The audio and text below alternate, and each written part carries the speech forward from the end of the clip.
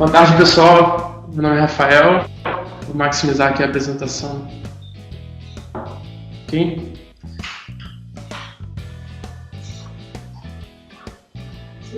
Olá, pessoal. Muito prazer. Meu nome é Rafael Adnet. Eu sou desenvolvedor na Big Data Corp, né? Trabalho aqui há 5 anos. E hoje a gente está trazendo para vocês essa apresentação de formato webinar. Nosso primeiro webinar. Falar um pouco aqui da Big Data. Nossa empresa é uma empresa que foi fundada em 2013, tá? A gente processa mais de 4,5 petabytes por semana de dados. E, ou seja, nós somos especialistas em Big Data. A gente trouxe hoje aqui para vocês a apresentação como a nuvem viabilizou Big Data. A gente já trouxe essa apresentação para outras universidades, a gente já levou ela para alguns fóruns que a gente participa. E o retorno tem sempre sido muito bom, então a gente escolheu ele para ser a nossa primeira apresentação aqui do webinar. Espero que vocês gostem também.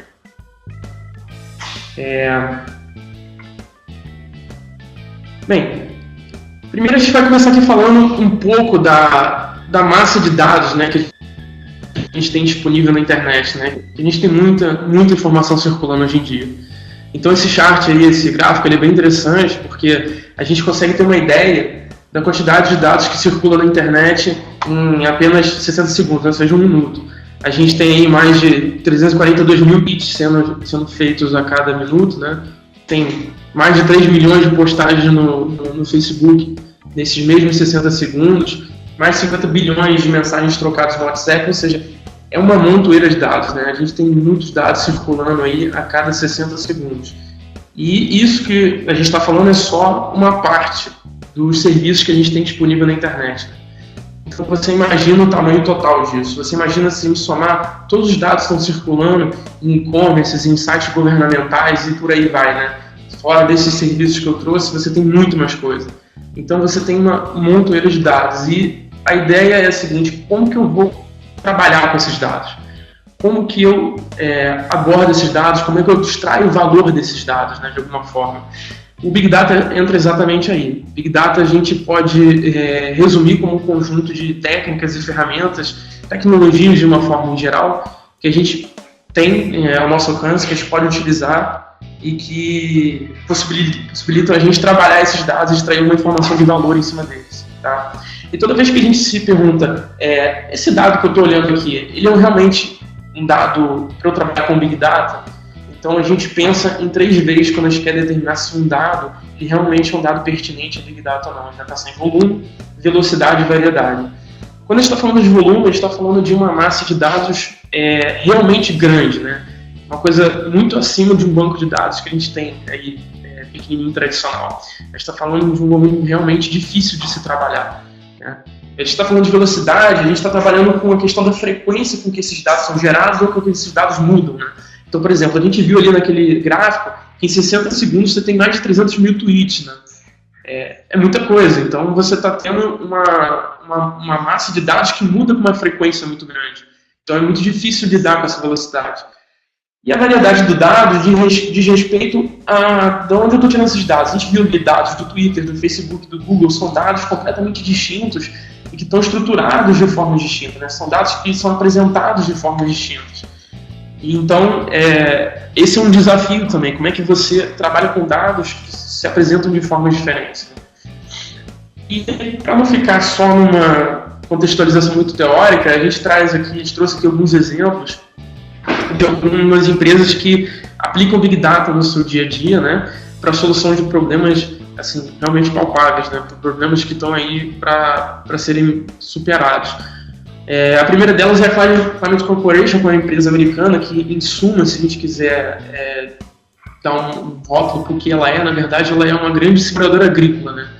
A gente está falando de uma empresa que trouxe para o mercado uma novidade que não existia na área agrícola. Você pensa em seguro, você pensa, por exemplo, em seguro de carro, né? Um seguro de automóvel, um seguro residencial, que basicamente o que a seguradora vai fazer é coletar uma série de dados, né, em geral demográficos sobre você, sua idade, seu sexo, onde você mora, se seu carro tem garagem própria, e com esses dados ele vai calcular um risco né? Ou seja, o risco que você representa para ele, do seu carro ser roubado, então de você bater com o carro.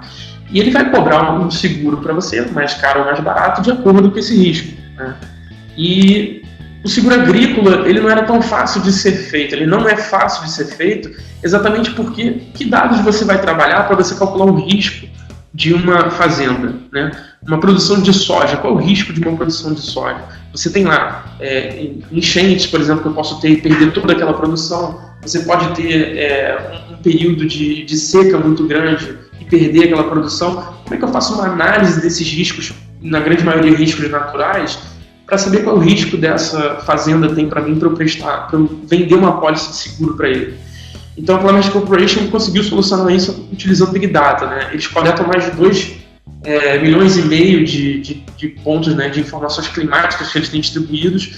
Eles somam isso com diversas previsões meteorológicas que eles recebem dos maiores centros de pesquisa meteorológica dos Estados Unidos e também acrescentam 150 bilhões de análises de solo a isso, né? Eles têm sensores espalhados por todo o território americano coletando dados sobre esse solo, né? E isso gera para eles um total de mais de 10 trilhões de simulações climáticas, né? Então você vai ter tanta simulação que fica fácil para você calcular o risco que uma fazenda tem, que uma plantação tem, a partir dessas análises climáticas. E você consegue estipular um risco e, portanto, um valor para esse seguro, né? O segundo exemplo aqui, que é recente, né, relativamente recente, do AlphaGo, um algoritmo desenvolvido em parceria pela Google com outra empresa.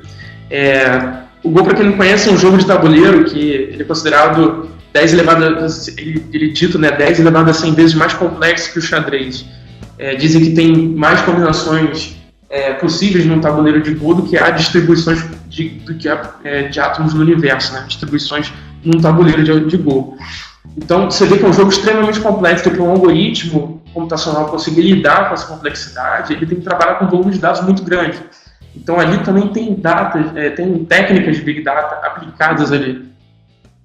Você tem diversas técnicas de Big Data também aplicadas a esse algoritmo, porque você tem diversas combinações possíveis ali, né?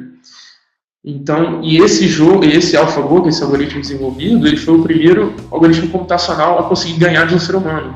Ele ganhou do campeão mundial de Go, se não me engano ele é um coreano, né, numa melhor de 5, e sim, foi um grande avanço, foi super comentado isso no meio da computação.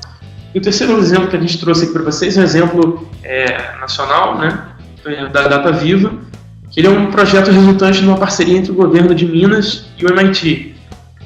O que ele faz, na verdade, ele é um grande exibidor de dados demográficos e econômicos, né?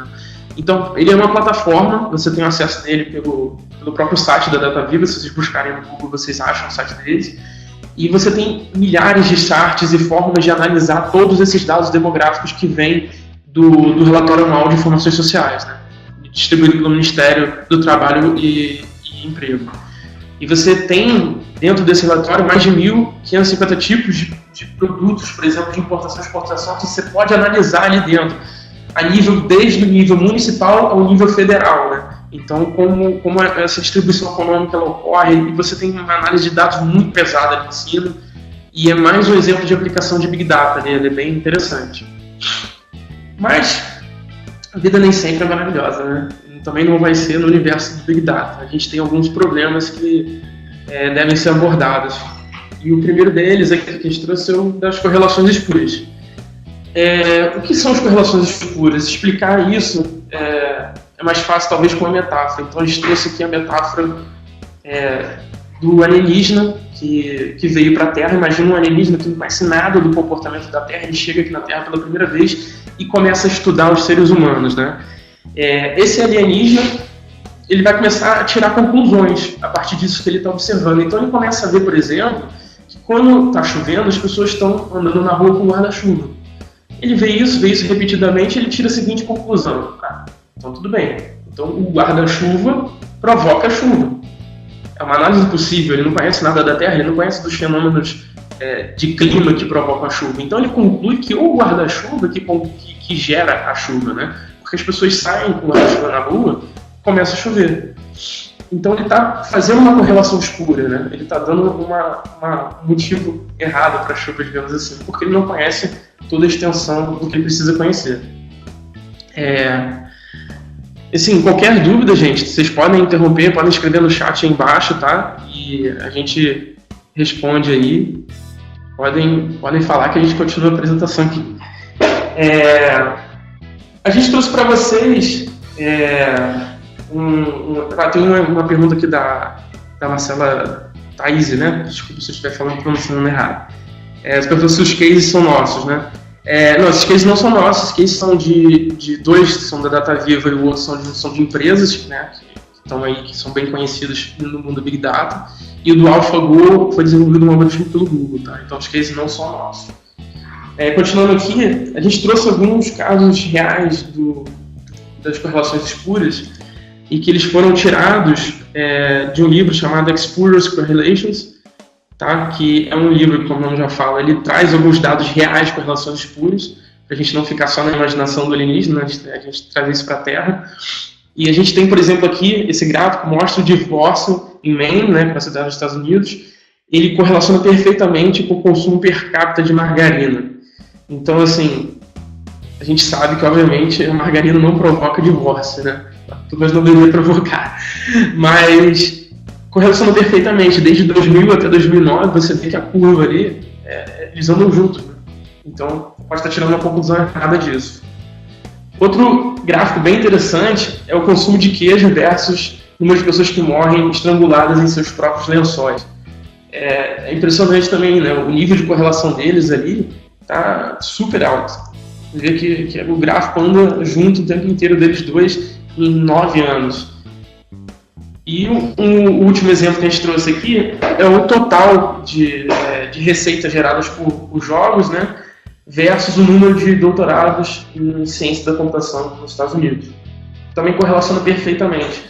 A gente sabe que tudo isso é uma correlação escura, até porque a gente trouxe isso de um livro de correlações escuras, né, para mostrar aqui. Mas, se a gente fingir que esse último gráfico, por exemplo, não veio desse livro, e eu digo para vocês o seguinte, gente, eu fiz uma pesquisa aqui na minha empresa e eu descobri que existe uma relação perfeita aqui entre a receita gerada pelos jogos e o doutorado em ciência da computação, tá aqui o gráfico, que incrível, realmente tem correlação.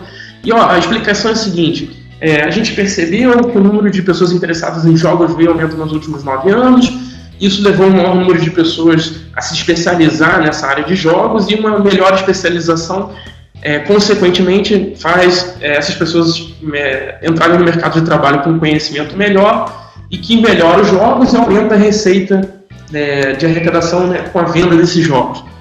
Eu acabei de criar para vocês uma explicação que é plausível para essa correlação, mas ela é completamente errada, eu inventei ela na minha cabeça.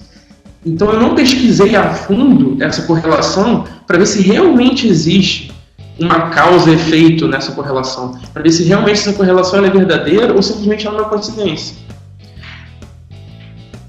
Bem, como a gente falou, Big Data, volume, variedade, e isso tudo leva a gente à nuvem, né? Aí que a nuvem vai entrar junto com o Big Data. Se a gente olhar, por exemplo, para esse gráfico do Hype Cycle, né, que esse é um gráfico fornecido pela qual o nome da empresa? Pelo Gartner Group, pelo Gartner Group, que fornece esse gráfico de Emerging Technology Hype Cycle, ele mostra pra gente o amadurecimento de tecnologias emergentes, né? Então, basicamente, essa curva, o que vocês estão vendo, é que no primeiro quadrante dessa curva você tem tecnologias que acabaram triggers tecnológicos que acabaram de surgir. Você tem um pico de inflações de expectativas aqui nessa parte do meio. Você tem pessoas esperando tudo dessa tecnologia, ou seja, essa tecnologia vai resolver todos os nossos problemas, né? Porque as pessoas não conhecem muito bem a tecnologia ainda, então estão esperando tudo dela. E você tem aqui, depois, essa depressão da desilusão, se podemos traduzir assim, que basicamente aqui é aquele pico não correspondeu à realidade. As pessoas viram o que a tecnologia realmente poderia oferecer para elas e agora elas entraram numa desilusão. Essa tecnologia realmente não é tudo aquilo que a gente esperava. Mas depois essa tecnologia amadurece mais e ela entra num platô de produtividade. Ela passa a ser produtiva e ela sai desse gráfico porque ela passou a ser produtiva no mercado. Tá? Então, esse gráfico de 2010, a gente pode ver aqui Cloud Computing. Aqui, ó. Pela primeira vez, Cloud Computing aparece no gráfico de tecnologias emergentes. Ele já aparece aí como uma tecnologia com expectativas inflacionadas. Tá? Na sequência, no próximo gráfico de 2011, a gente já começa a ver Big Data surgindo ali como uma tecnologia emergente. E Cloud começa a andar também nesse gráfico, tá? Ela começa ali a entrar no platô da desilusão. No gráfico de 2012, você já vê Big Data avançando mais uma vez aqui para o pico das inflações, né, das expectativas. E na sequência, você também tem o Cloud entrando no platô de desilusão. Tá? E por último, você tem aqui o Hype Cycle de 2013, né? O último é o 2014, que não tem disponível. O de 2013, você tem Big Data lá no topo das expectativas e Cloud já praticamente completamente no platô da desilusão. E o último gráfico que a gente tem, que é o de 2014, você vê Big Data também já entrando ali. Tá? E no de 2015, nenhum dos dois está mais ali, nem Cloud e nem Big Data. Isso quer dizer que os dois entraram no platô de produtividade. Mas o mais interessante desse gráfico é a gente voltar lá em 2010 e a gente perceber como é que Cloud acompanha, na verdade Cloud acompanha, como Big Data acompanha Cloud, como Cloud vem puxando Big Data. Tá? A gente vê, 2011, Cloud andou no gráfico e trouxe Big Data, e assim por diante. Você vê que Cloud vem impulsionando a Big Data a conseguir se desenvolver, né? Até que as duas saem e não estão mais ali nesse gráfico. Só uma pergunta aí do Pedro, respondendo a pergunta do Pedro, a gente vai compartilhar assim, tá? Depois da apresentação. Então, aqui assim, para você. Sim. Mas o mais legal que Big Data traz pra gente é uma coisa que Big Data no show, que Cloud traz pra gente, que Big Data sempre precisou, é um poder de processamento, mas não é qualquer processamento, é muito processamento. É muito processamento mesmo, é processamento pra caramba. A Cloud possibilitou pela primeira vez uma coisa que Big Data sempre teve necessidade, mas nunca conseguiu ter essa necessidade atendida, que é um poder computacional exorbitante. Mas o mais importante é um poder computacional financeiramente viável. Porque um poder computacional muito grande a gente já tinha antigamente, mas ele nunca foi financeiramente viável. Cloud trouxe essa viabilidade econômica para Big Data. E para a gente explicar como é que Cloud funciona e como ela traz essa viabilidade econômica, a gente trouxe aqui o Bob Esponja, né, e o Hambúrguer Siri, que é interessante aqui nisso é o seguinte: vocês têm que imaginar que você descobriu a fórmula do Hambúrguer Siri, tá? Você agora sabe fazer o Hambúrguer Siri e você quer mostrar isso para seus amigos, então você resolve dar a festa do Hambúrguer Siri na sua casa. Aí você, não quero ter trabalho, quero ficar lá com meus amigos, você contrata o cozinheiro para ficar lá atendendo seus amigos, né? Então você bota o cozinheiro, chama seus amigos, vem lá 10 pessoas, e o cozinheiro vai lá, faz o hambúrguer de Siri para todo mundo, atende todo mundo, um sucesso do caramba, todo mundo adora o seu hambúrguer de Siri, e aí vocês vão fazer outra festa. Só que seu hambúrguer de Siri ficou tão famoso que em vez de 10 pessoas, aparecem 20. E aí nessa segunda festa, aquele mesmo cozinheiro não dá mais conta de atender todo mundo, porque é muita gente para ele. Ele fica lá tentando atender todo mundo, não consegue, as pessoas vão embora, umas sem comer, outras meio insatisfeitas porque não conseguiram comer o quanto que queriam. Aí fica aquela coisa, ficaram falando mal da festa e tal. O cozinheiro não deu conta de atender todo mundo, porque tinha um só. Aí você resolve dar uma terceira festa para, mais uma vez, fazer seu hambúrguer Siri. Só que dessa vez você fala, não vai ter eu, vou contratar 15 cozinheiros. Aí vem cozinheiro pra caramba, vem um quadro de cozinheiro lá pra sua cozinha fazer hambúrguer Siri, mas só aparecem 20 pessoas de novo. Não aparece muita gente, não atendeu a sua expectativa de vir muita gente. E aí aqueles cozinheiros ficam lá ociosos, um fica olhando para o teto, outro fica olhando para a parede, um ou outro só trabalhando. Então você tem um gasto ali de dinheiro com os cozinheiros que não estão fazendo nada. Você tem uma ociosidade com esses cozinheiros, né? Então isso também é um problema. Aí, um belo dia, ali do lado da sua casa, abre uma empresa de aluguel de cozinheiro. A empresa funciona da seguinte forma: você liga para lá, pede o cozinheiro, eles mandam o cozinheiro para você, o cara te atende, acabou de te atender, ele vai embora. E você paga pelo tempo que você utilizou aquele cozinheiro. Então você fala, vou usar isso, vou dar uma outra festa do hambúrguer de Siri e vou usar os cozinheiros dessa empresa de aluguel de cozinheiros. Aí você dá a festa, chegam 10 pessoas, você liga para a empresa, me manda um cozinheiro. A empresa manda um cozinheiro, o cozinheiro fica lá atendendo aquelas 10 pessoas trabalhando. Chegam mais 10, você pede mais um cozinheiro, ficam 2 cozinheiros te atendendo. E assim vai, chegam 50 pessoas, você está com 5 cozinheiros. E você está sempre com a expectativa sendo atendida, você não tem cozinheiro ocioso e você também não tem uma demanda acima do que você pode atender com a quantidade de cozinheiros que você tem. A cloud funciona mais ou menos dessa forma, só que os cozinheiros da cloud são os computadores, são as máquinas virtuais, é o poder computacional que a cloud te oferece. A cloud te permite alugar esse poder computacional e pagar pelo tempo que você utilizar. Ou seja, você não tem que montar um data center gigante dentro da sua empresa para usar ele durante 3 horas que você vai precisar para um processamento de uma massa de dados muito grande e depois ficar com esse poder computacional todo ocioso porque você vai ficar horas sem utilizar aquilo até a próxima rodada de processamento que você vai fazer. Então, com a cloud, você pode simplesmente alocar esse poder computacional, usar durante o período que você precisa para fazer esse processamento e depois você dispensa esse poder computacional e só paga pelo tempo que você utilizou. Um exemplo de cloud, para a gente também não ficar aqui só no mundo abstrato, para quem nunca viu, não conhece nenhuma empresa que trabalha com isso, a gente trouxe aqui o exemplo da AWS, né, que é a Amazon Web Services, que é a nossa parceira aqui com a gente utiliza muito os serviços deles, eles utilizam os serviços nossos também. E eles têm servidores não, data centers, né, com vários servidores, cada um espalhados pelo mundo inteiro. Você tem ali US e East, você tem lá nas 2 costas dos Estados Unidos, você tem data centers espalhados. Esse gráfico, inclusive, está um pouco defasado, já tem muitos outros, tá? Você tem vários outros na Europa, você vê vários outros na Ásia já, tem um aqui em São Paulo também. Então, ela também oferece esse serviço de aluguel de poder computacional e várias outras coisas bacanas que permitiram Big Data estar onde está hoje também.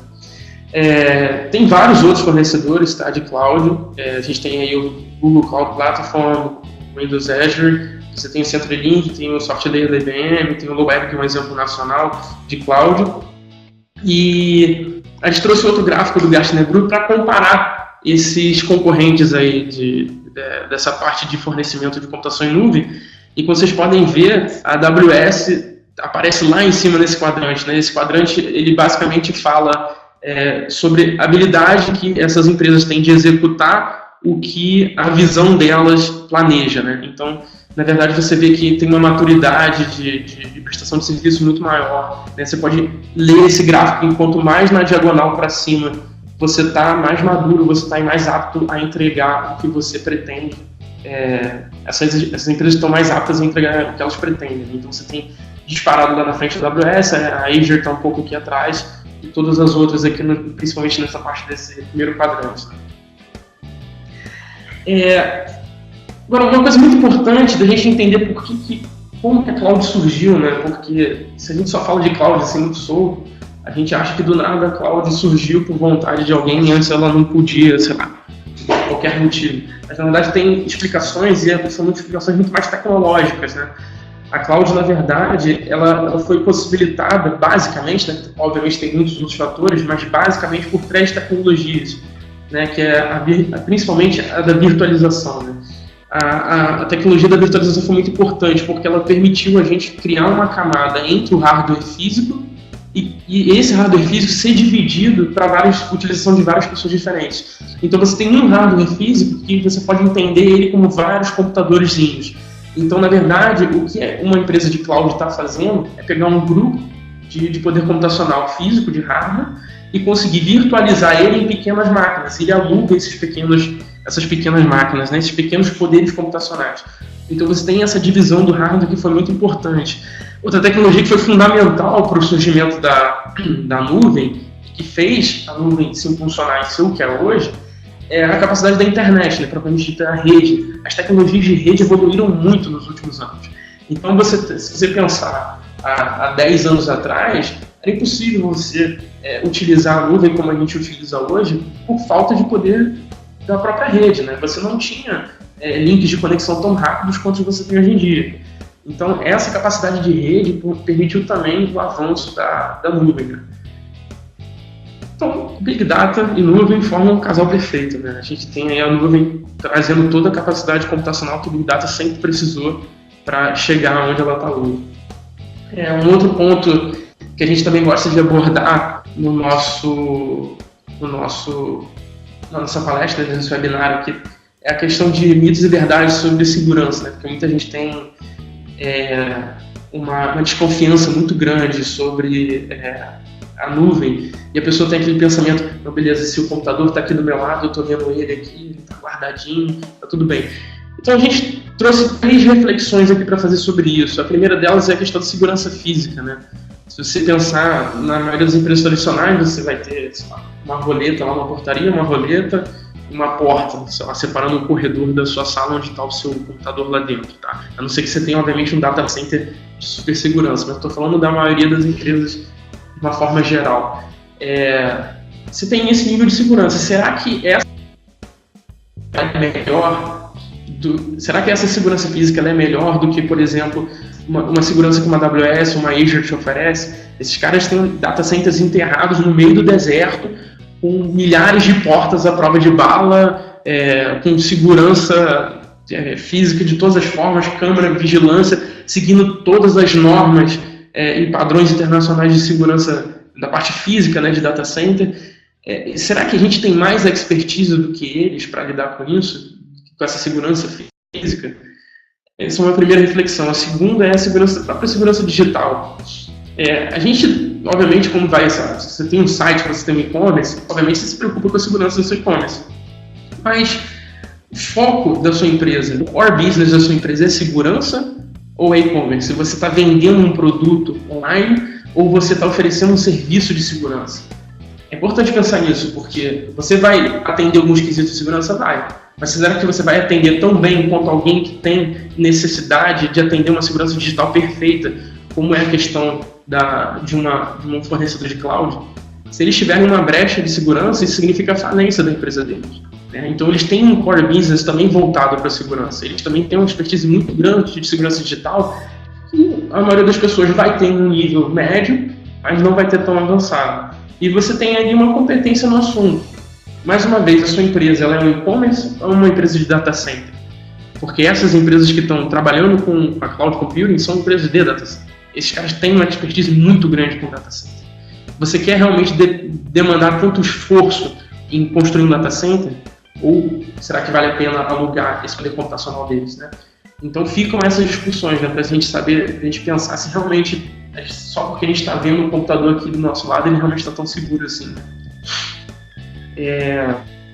Bem, para mais informações aí, tá aí o nosso site, a gente está presente em todas as redes sociais, LinkedIn, Twitter, YouTube, Facebook, e aí agora a gente vai abrir espaço para perguntas aí também, se o pessoal quiser escrever aí no chat alguma pergunta, alguma dúvida que ficou, alguma dúvida sobre a empresa, sobre alguma parte da apresentação, pode ficar à vontade, tá?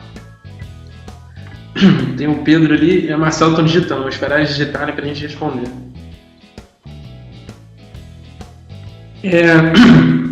Então vamos lá, ele pergunta ali qual é o melhor provedor de nuvem na sua opinião, né? Bem, como o nome já diz, é opinião, né? Cada um tem a sua.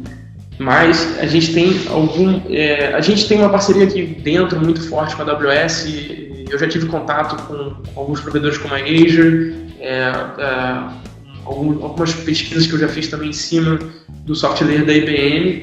E de uma forma geral, eu, na minha opinião, eu tenho achado melhor um serviço prestado pela AWS, tanto da parte técnica, que ela é muito bem atendida, pela quantidade de serviços que ele oferece, e tem alguns outros motivos que fogem à minha mera opinião para justificar isso. Um exemplo disso é aquele gráfico do Gartner Group, né, do quadrante, que é esse daqui, que ele mostra essa maturidade do nível de serviço da AWS, e isso é bem importante na hora de você levar em consideração também qual provedor de cloud você vai escolher para sua solução. Então, a AWS, ela está, desde que começou esse gráfico para esses provedores de nuvem e começou a ser gerado, ele está lá no topo, né?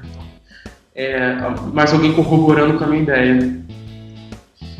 O Leonardo perguntou como eu sei se a minha demanda de processamento é suficiente para ir atrás de um provedor de nuvem? Isso também é um limiar muito tênue, né? Você saber se você precisa de um provedor de nuvem ou não. Mas você sempre pode calcular esse tipo de coisa, né? Você tem um problema muito grande, você fatia esse problema em uma coisa pequena, digamos, você quer processar um banco de dados que tem teras e terabytes. Você pega um pedaço muito pequeno desse banco, né, um exemplo disso, você calcula mais ou menos o quanto de processamento você vai precisar para trabalhar com aquela parte pequena, e você já vai saber mais ou menos o tanto de processamento, de poder computacional que você vai precisar para o todo, né? Você consegue fazer essa estimativa a partir de uma amostra dessa sua base. E você também tem que sempre ponderar o tempo que você precisa. Eu posso processar um mega banco de dados no meu computador pessoal? Posso. Mas quantos anos isso vai demorar? Então tem esse fator de tempo também. Quanto tempo eu posso esperar? Se você tem um mega servidor dentro da sua empresa que talvez faça isso em 3 dias e você quer utilizar ele, tudo bem, você pode utilizar, mas você pode esperar 3 dias? Também tem esse fator do tempo. Se você chega a uma conclusão em que você não tem tempo suficiente para fazer isso com o poder computacional que você tem, e você vai precisar de um poder computacional se comprar alguma coisa, aí você pode pesquisar o valor de mercado entre você comprar e entre você alugar o tempo que você precisa para esse processamento. Compare esses valores e vê o que você acha, né? Se você ficar com um valor de cloud mais barato, eu acho que está respondido aí o que você precisa, por onde você precisa ir. O Pedro me perguntou se existe alguma restrição de privacidade para rodar meus dados em provedores americanos. Existe sim, tá? Isso é um ponto importante. Existem algumas regras de compliance que você precisa ter alguns dados nacionalizados, tá? Então, isso não é para todo mundo. Você tem que ver que dado você está trabalhando, se esse dado legalmente pode estar lá fora. Se ele puder estar lá fora, tudo bem, você pode fazer o processamento lá fora. Se não, você pode inclusive alugar um provedor de nuvem local web, ou então usar um data center na Amazon, por exemplo, em São Paulo, e isso não vai ser uma restrição para você utilizar a nuvem, mas talvez você não possa usar toda a capacidade que a nuvem pode te oferecer. A Marcela perguntou, eu tenho muitas perguntas, né? Eu tenho muitas perguntas, mas sou leiga na área, diferente dos colegas, então queria entender como vocês viabilizam esse cruzamento. É uma plataforma de vocês, os dados são de vocês ou só do cliente? Então vamos lá, vamos separar isso aqui em partes para a gente abordar essa pergunta aqui. Essa questão do processamento dos dados, né, que você falou como cruzamento desses dados, pode se entender assim, depende do que a gente está fazendo. A gente tem dados que são nossos, em que a gente hospeda esses dados lá fora, tanto para armazenamento, tanto quanto a gente vai processar esses dados para tirar algum valor deles, tá? A gente também utiliza os servidores lá fora na Amazon. E você perguntou se são só do cliente. Tem dados de cliente nosso, tem dados que a gente também tem de clientes nossos que também estão lá fora, óbvio que tem toda uma questão contratual para ele poder estar na nuvem, né? A gente tem tudo isso direitinho. E a gente também faz o processamento desse cliente lá fora. Então, a gente tem tantos dados nossos que a gente utiliza junto da Amazon, tantos dados do cliente que a gente também utiliza junto da Amazon. Mas a nossa empresa, a gente não tem nenhum dado armazenado com a gente aqui local. A gente não tem data center, né? A gente utiliza todo o nosso poder computacional na nuvem. E a gente tem aqui de ferramentas de trabalho que tem poder computacional são os nossos desktops mesmo. Mas de uma forma geral é isso, tá?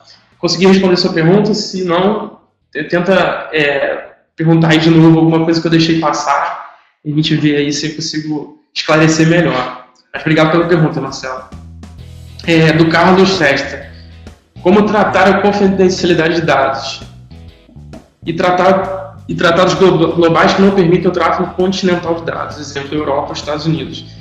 Essa é uma questão que, como eu falei, que ronda também esse problema da nacionalização. A gente também tem leis aqui no Brasil que também não permitem certos dados estarem lá fora, né? Então, essa confidencialidade dos dados, assim, são duas partes, né? Primeiro, a gente tem a confidencialidade dos dados, a gente vai tratar ele, se é um dado que pode estar lá fora, essa confidencialidade pode ser tratada da mesma forma como a gente trataria aqui dentro. Se você tem um dado que necessita ser extremamente confidencial, você vai criptografar ele, por exemplo, antes de mandar ele para a nuvem, tá? Ou então, se você tem plena confiança no serviço de nuvem que a nuvem está te oferecendo, que aquele serviço está te oferecendo já tem uma criptografia e você confia toda aquela robustez que ele te traz ali, que ele te oferece, você pode mandar esse dado diretamente para lá. Mas essa questão da confidencialidade depende de que dado você está tratando, né? Tem dados que realmente a gente tem que questionar. Esses dados são dados realmente sensíveis e precisam ser armazenados de uma forma tão segura assim. Tem dados que a gente também exagera nesse sentido. Tem outros dados que realmente são importantes estarem armazenados, mas a gente teria a mesma preocupação de segurança que a gente teria com os dados dentro da nossa casa. E essa questão dos tratados globais de tráfego continental, isso realmente volta para aquela questão que eu falei daqui. Se você tem um tratado, você está nos Estados Unidos, você tem um tratado que você não pode armazenar esses dados por algum motivo legal fora dos Estados Unidos, infelizmente você vai estar preso a um serviço de nuvem local ali nos Estados Unidos, e que você tem acesso a esses dados, como por exemplo uma AWS te oferece, né? Você não vai ter muito como fugir. Uma vez que você tiver que armazenar esses dados na Europa por algum motivo, você vai ter que também fazer um contrato com alguma empresa de lá, né, na Europa, de armazenamento, prestando um serviço lá na Europa. Então, mais uma vez, esse é um dos motivos também porque essas empresas também fazem, a AWS, né, por exemplo, a Azure, que são empresas de cloud, fazem essa distribuição de data centers pelo mundo inteiro. Elas não só facilitam o tráfego de dados, né, entre essas regiões, porque se eu sou um cliente que estou, por exemplo, em Tóquio, eu vou acessar um servidor que está lá na Califórnia, eu vou ter um delay muito grande, então é mais fácil eu alocar aquele serviço ali em Tóquio para atender aquela demanda. Ou também para essa questão da nacionalização dos dados, né? Você tem um tratado que não te permite tirar os dados de um certo país, você também tem um servidor ali possibilitando isso. Espero ter respondido a pergunta aí. Se quiser fazer outra aí para eu complementar, mas valeu pela pergunta, Carlos. A Marcela perguntou do Big Web, né? Se ele é uma DSP. Não, na verdade o Big Web ele não é bem uma DSP. O que a gente tem ali no Big Web, na verdade, tem uma mega ferramenta em que a gente explora a internet como um todo, principalmente na América Latina, alguns sites da Europa e Estados Unidos, e a gente coleta dados de diversos sites e a gente consegue, com esse processamento, que é imenso, a gente processa petabytes desses sites por semana, a gente mantém bases de dados atualizadas com informações desses sites, digamos, e-commerces e, enfim, diversos tipos de sites, e a gente consegue manipular essas bases de dados nossas com esse conteúdo que a gente extraiu da internet para tirar valor de alguma forma desse dado, né? Então, um exemplo disso que fica bem claro, né, um dos motivos, uma das inspirações quando o Big Web surgiu, foi que a gente tinha um cliente, o cliente falava, eu sou o maior e-commerce de floricultura do Brasil. A gente ia visitar um outro cliente que também tinha um e-commerce de floricultura e falava, não, eu sou o maior e-commerce de floricultura. E quem que responde isso? Quem é realmente o maior e-commerce de floricultura? Você não dá para entrar num âmbito desse, por exemplo, de e-commerce, que você não tem muita clareza em quem é o maior, por exemplo, e para responder isso. Então a gente começou a coletar esses dados e a partir da coleta desses dados, a gente consegue ter estimativas desses sites, de utilização desses sites e uma série de estimativas para responder esse tipo de pergunta. E, dentre outras, né? Tem muitas outras perguntas que a gente consegue responder aqui no Big Web. Beleza?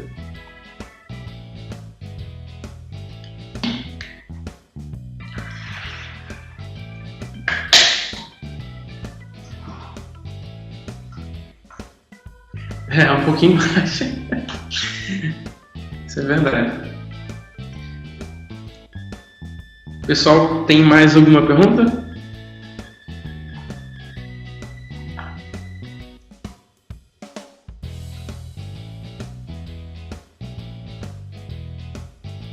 Então tá bom, pessoal.